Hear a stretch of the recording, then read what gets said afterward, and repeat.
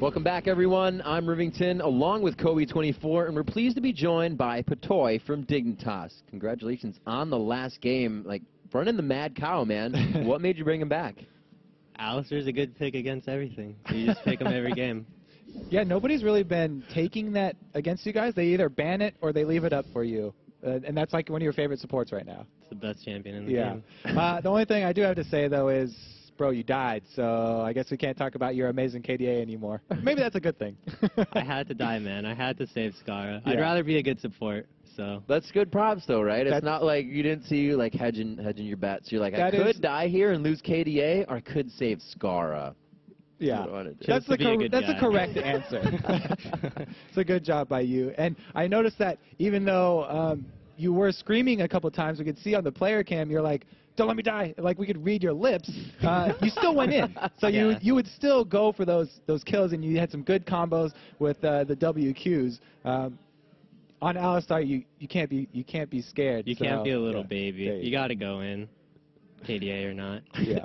So coming up here, you kind of got to look at the scoreboard of what happened last game, and you said, wow, we were kind of up that much gold because you guys didn't realize. What made you take it so slow? Towards the mid to late game, you guys pretty much had it. What made you kind of take it slow?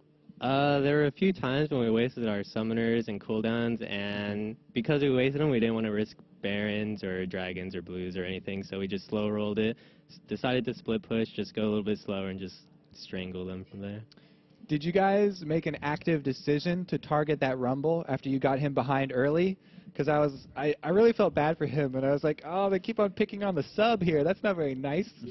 He just put himself in a position where I didn't even have to flash on him. He was just in the front, just pretending to be a tank, and we just capitalized and punished him for it. Yeah, he didn't build any health either. He was all penetration and stuff. Yeah, he had it coming. Ouch. So. I feel bad for him. Yeah, but I mean, towards the end of the game, we've seen this 2 times from you, like the last time also. You guys, instead of just shoving one lane altogether, you'll shove all 3 at once. Is that your new move for ending games now, or is that just because you're like, my lane's so strong, I'm staying in my lane, and Kidwai's like, my lane's strong too, I'm staying in my lane? Well, we only started doing that because we have problems ending games. So this is our fix for now until we learn a little bit better to end games. But for now, we're sticking to this. So then push each of the lanes that can win. Yeah, and then after this week, we'll have new strats to actually finish a game other than just killing people a bunch of times. Yeah, so you're like, we're great when we're laning phase, but as soon as we switch it up, we can't end it. We'll just do laning phase all game long until it's over. Yeah, pretty much. That's a good answer. Good answer. I like that because a lot of the younger teams have the same problem. So maybe we'll see them borrowing your guys' strategy. So I hope they don't use it against us because we already know how to beat it. So. Okay. So 2 games in a row now, you guys have allowed Kiwi Kid the Singe pick, and it's worked out really well for you. Is that just kind of a team can kind of take a breath and relax and not worry about him in the lane for a game kind of pick? Yeah, it's also how everyone on our team goes. We don't go through a phase where we have like 20 champions that we can pick from. We just say, I like this champion a lot more, so like we just pick it 80% of every game. Wake and up then like it's Singed, play Singed. Yeah, and right now it's Singed for him, and right now it's me on Alley. Right on. Everyone has their champs. That's a great way to decide it. It's kind of flavor of the day.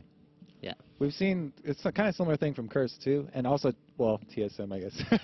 You're always like, yeah, they always pick the same. Yeah. It's kind of obvious, but, like, yeah, a lot of the teams are doing that now, and so does that bring up an extra thing where when you're researching one of the other teams that you may be scared of, you're like, okay, it makes the bans super important. Like, do you guys have bans lined up for every team now that everyone's playing their comfort champion? Are you going to do targeted bans mostly, or are they going to be banning out strategies?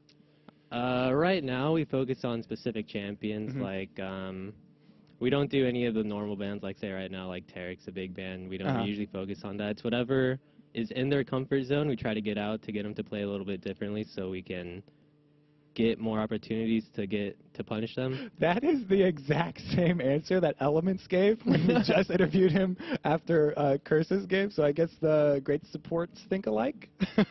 Maybe a little. There you go. So coming up to your late game, you guys said it's something you're working on, and it's something that is going to obviously help you guys win your games.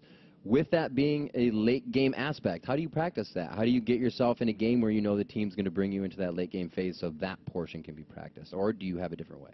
Well, if they're going to try to play late game against us, we try to punish them and try to end the game as early as possible because typically the champions we like are all early game, mid-game champions, so we end it as soon as possible and try to not even touch the late game. So it almost kind of work against training for late game. Yeah. But it works, though. It works. You can't stop doing that. It works. All right, fair enough. Congratulations in the game again. Good luck in the rest of the LCS. Guys, it's time to hear from you.